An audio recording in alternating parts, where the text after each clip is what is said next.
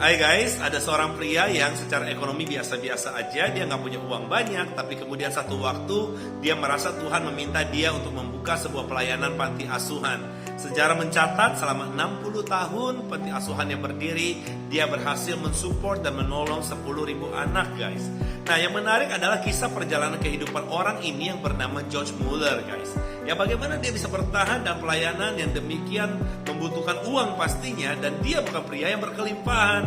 Nah ini menarik untuk disaksikan, dan salah satu kisahnya adalah di mana dia menghadapi sebuah kondisi di mana dia harus memberi makan kepada anak asuhannya, dan dia nggak punya cukup uang, sedangkan anak-anaknya sudah berada di meja makan menantikan makanan. Dia pun berdoa, dan tidak lama dari kejadian tersebut pintu panti asuhan diketok dan muncul seorang pria yang adalah pengusaha roti. Dan pria ini berkata kepada George Mueller, dia bilang, tadi malam aku nggak bisa tidur. Ya karena aku nggak bisa tidur, akhirnya aku bikin roti. Ya tanpa terasa aku memproduksi cukup banyak roti, sebanyak 3 batch, dan sayang kalau tidak segera dimakan karena akan rusak. Jadi saya berpikir lebih baik saya kasih ke Anda dan anak-anak Anda. Ya tentu aja di sini kita diperlihatkan guys sebuah kondisi di mana George Mueller kosong, tidak punya. Tapi kemudian karena anugerah Tuhan, apa yang kosong menjadi ada, menjadi berisi. Apa yang tidak ada menjadi ada karena ada anugerah Tuhan. Dan tentu ada juga kondisi di mana George Mueller satu waktu dia nggak punya uang untuk membeli susu buat anak-anak panti asuhannya, dan dia berdoa, dan secara ajaib dan menarik ada sebuah mobil pengantar susu yang berhenti di depan panti asuhannya dan mogok, ya. Dan si kurir ini panik karena susunya harus segera dimasukkan ke pendingin dan harus diantar on time atau akan rusak kecuali dimasukkan ke pendingin guys.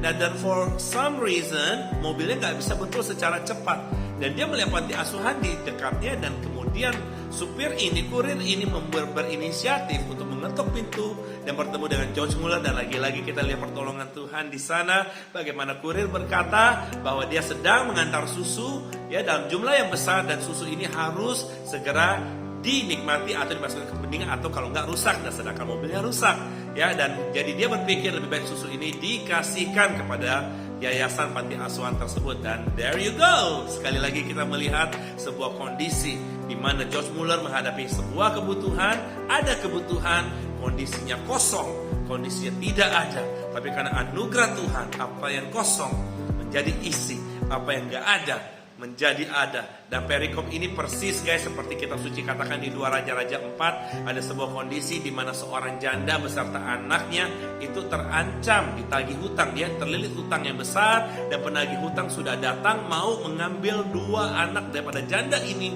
untuk dijadikan budak.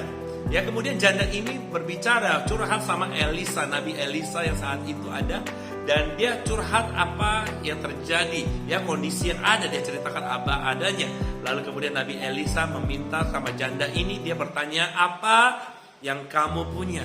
Nah dengar guys, kalau kamu menyaksikan video ini dan kamu dalam sebuah pergumulan, kamu punya kebutuhan tapi kamu diperhadapkan dengan kondisi yang kosong, kondisi yang tidak ada, kamu sama persis seperti yang dialami dengan janda ini yang gak punya apa-apa, dan dia curhat sama Nabi Tuhan which is Elisa.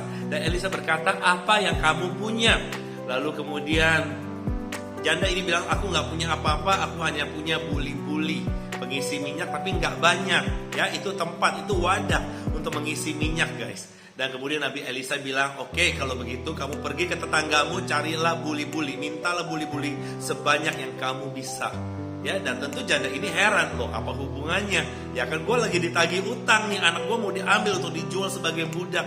Dan kemudian Elisa bilang, kamu ada apa? Dan gue ada buli-buli doang, buat apa, gak ada kaitannya. Dan malahan perintah berikutnya Elisa bilang, oke, minta buli-buli sama tetangga kamu sebanyak yang kamu bisa dapat. Tapi yang menjadi menariknya adalah guys, janda ini taat dan dia berusaha mengumpulkan buli-buli sebanyak yang dia bisa. Kemudian Elisa berdoa, dan Elisa bilang, tuangkan minyak ini ke dalam buli-buli yang kosong yang berhasil kamu kumpulkan. Ya, dan kemudian dia teteskan. Jadi buli-buli yang sudah didoakan oleh Elisa diteteskan, oke, ke buli-buli yang kosong, dan mengalirlah minyak di sana. Dan kemudian minyak ini nggak berhenti mengalir, ya dari buli ke 1, ke 2, ke 3 dan seterusnya sampai Semua buli-buli yang dimiliki oleh si janda ini penuh terisi, dan anaknya sampai berkata, "Mama, sudah nggak ada lagi buli-buli, udah habis." Dan ketika tidak ada lagi buli-buli, berhentilah minyak tersebut. Nah, apa poinnya? Poinnya adalah di saat ada kebutuhan dan keadaanmu kosong, keadaanmu tidak ada, Tuhan meminta apa yang kamu punya. Ya, sedikit nggak apa-apa, tapi apa yang kamu punya. Nah, dari apa yang kamu punya, dari apa yang sedikit yang kamu punya, angkat itu di hadapan Tuhan.